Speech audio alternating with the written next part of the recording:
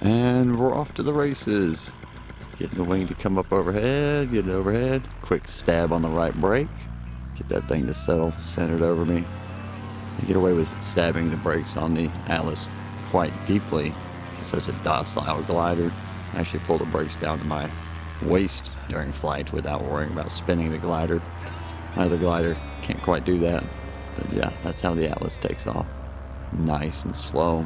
Really floaty wing. Obviously it's a PG wing. That was a exercise and climb rate. I love having that motor.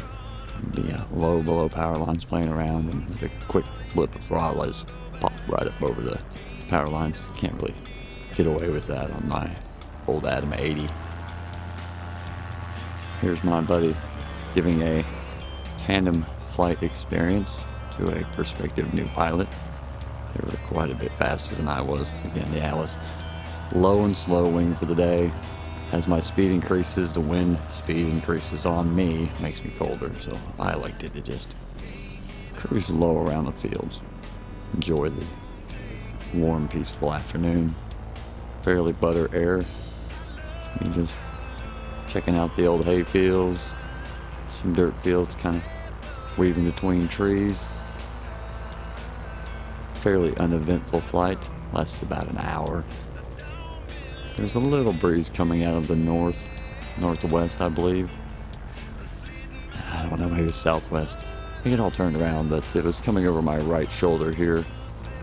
Maybe just a little behind me. But only ran into turbulence at an inversion layer about 800 feet. So I stayed, I think maximum flight was 1,200 feet. And I stayed usually about 50 feet or less. Little cell tower. Decided to buzz by it. Gotta be mindful of the big birds that come out of it. Pretty calm today.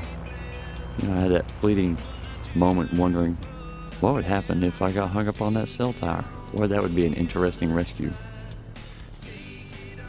And here's me just following the train tracks. Kind of fun. I don't know why. You gotta be mindful they're active tracks. Wouldn't want to get plowed from behind by a train.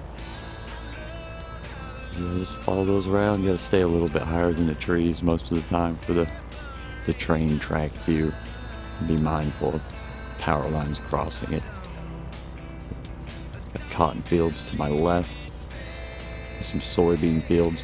Soybean fields were noticeably cooler flying over those. So I really didn't low fly soybean fields for too long. Once again, I just running in t-shirts, didn't want to get cold. Here's my landing. Came in just right. No problems whatsoever.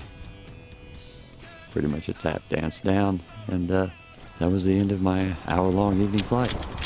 All right, well that was definitely a low and slow. Halfway through there, I was like, man, I should go get my Piper. But then we only had 30 minutes left, so decided not to. But thanks for flying with me. Absolutely zero wind on the landing, but it went great. Love this old Atlas. Take care. See you on the next flight.